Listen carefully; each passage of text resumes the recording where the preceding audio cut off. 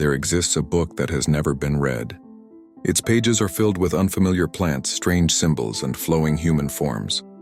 Its words do not match any known language, and no one alive today can say with certainty what it means. This book is known as the Voynich Manuscript. The manuscript was created in the early 15th century, but it remained hidden for centuries, locked away in a Jesuit library in Italy. It resurfaced only in the early 20th century, when it was purchased by a rare book dealer named Wilfrid Voynich, the man after whom it is now named. Since then, it has baffled historians, linguists, cryptographers, and scientists alike. Despite modern technology and advanced analysis, the book remains unreadable. The Voynich Manuscript is not random. Its writing follows consistent patterns. Its images repeat with purpose, its structure holds together. And yet, no one has been able to translate it. It is a book of words and images, all of them unknown, that still resists explanation today, which leads to a deeper question. What kind of book survives 500 years without ever being read? Some believe the manuscript is an elaborate hoax. Others suggest it is meaningless writing designed to imitate language. Some think it encodes a lost or invented language. Others believe it is a cipher, an alchemical text, or an esoteric manual. Famous names have been proposed: Leonardo da Vinci, John Dee, but none fit the evidence. Each theory explains part of the book.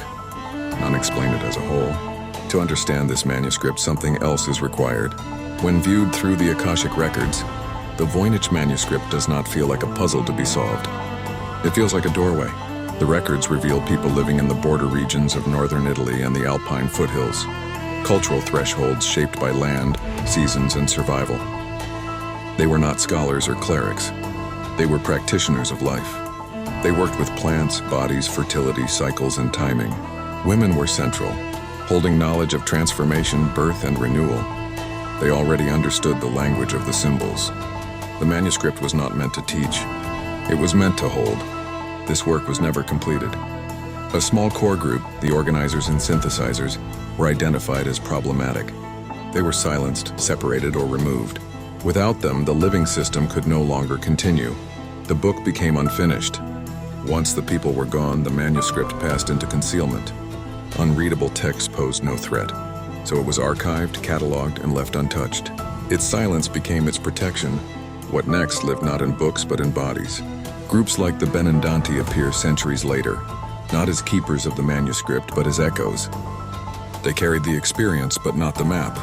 The current still moved even without structure. The Voynich Manuscript was never meant to be rescued. It was meant to wait. It does not ask to be decoded. It asks to be recognized. What was lost was not intelligence but context, and context can return. This is not a solved mystery. It is a remembered one.